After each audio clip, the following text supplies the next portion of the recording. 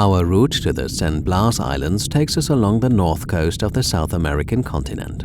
The 365 mini-islands belong to Panama and are located directly in front of its east coast in the Caribbean Sea. Around 25,000 Kuna indigenous South Americans live on the islands, which in reality are nothing more than a few piles of sand in the sea. A sky heavily laden with rain clouds and recurring light rain showers don't give much of a Caribbean feeling upon our arrival. The Kuna live very simply by catching fish. The women knit artistic molas and sell them to the few tourists that go astray and end up here. The Kuna are happy to have visitors, but some sailors unfortunately forget to ask for permission to come onto the islands. Often just one family lives on an island, and when visitors land there, they are actually standing right in the residents' front garden. We always politely ask for permission and are invited to explore the islands. Naturally, we bring gifts with us for the children. It's so easy here to spread happiness. We take the teenagers' mobile phones onto the boat to charge the batteries overnight.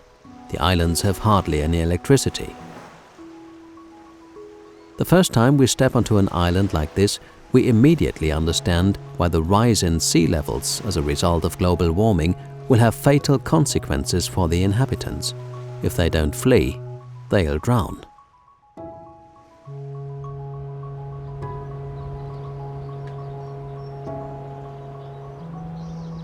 With a stopover in the abandoned building works of the Turtle Bay Marina, we sail on to Colon, the city on the east side of the Panama Canal.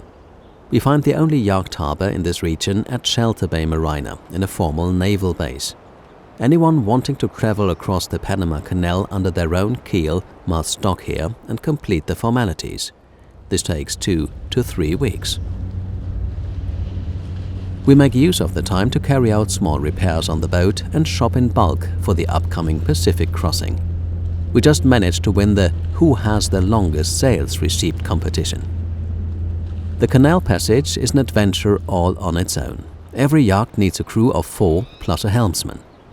Every crew member looks after a mooring line. In Janelle jargon, the crew are called line handlers. The water in the locks rises or falls so quickly that you have to take great care to keep the boat lines in position.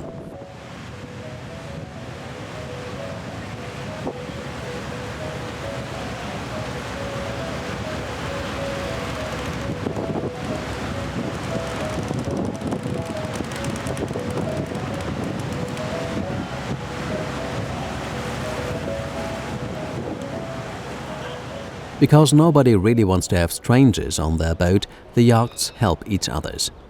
For this reason we do the canal passage twice, first with a Stormvogel and then with a crew of the Voyager as line handlers.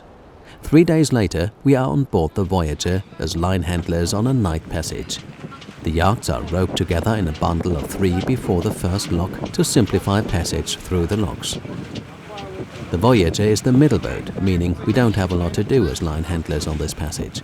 There is enough time left to take good photos. We can see the modern skyline of Panama City on the Pacific side of the canal. The city has a bad reputation amongst sailors, too many reports of violence and attacks. We restrict our city outings to a few shopping trips and quickly sail on to the close-by Pearl Islands. After the hectic time in Panama, we catch our breath for a few days before beginning the long trip to Galapagos. 900 sea miles lie before us, 7 days at sea with an uncertain weather forecast. Local storms with strong winds spring up again and again in this region, or the wind changes abruptly or simply ceases entirely.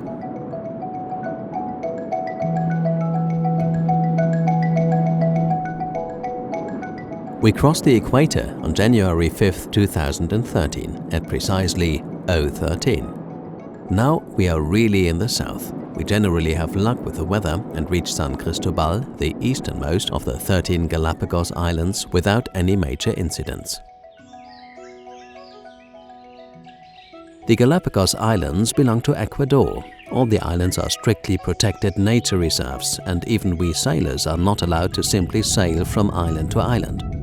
Everything is regulated and the rules are strictly monitored.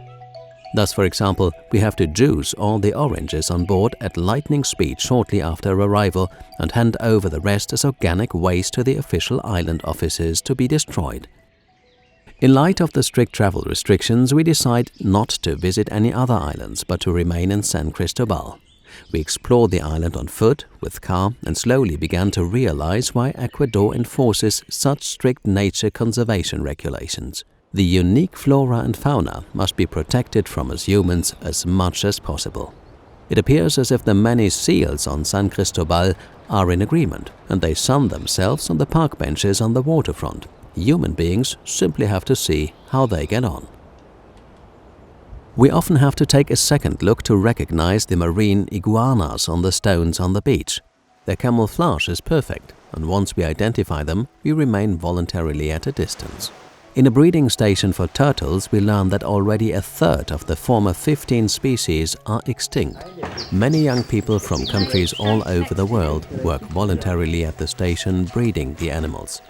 It is very good to experience this. We humans certainly cause a lot of damage to nature, but at least we do try to make amends too. The unique nature of the Galapagos, the few people, the spectacular sunsets and the endless expanse of the Pacific at our feet very quickly create a very special atmosphere amongst the sailors. Nobody comes to the Galapagos by accident. Those who arrive by boat have already experienced a great deal, and those sailing from here to the Pacific know what lies before them. We already have 7,500 sea miles behind us. 3,000 sea miles of open sea now lie before us. It remains to be seen whether the skipper has learned from his mistakes and can bring the crew and the boat safely to its destination. Now we shall see if the crew can stand up to the pressure of around 25 days at sea.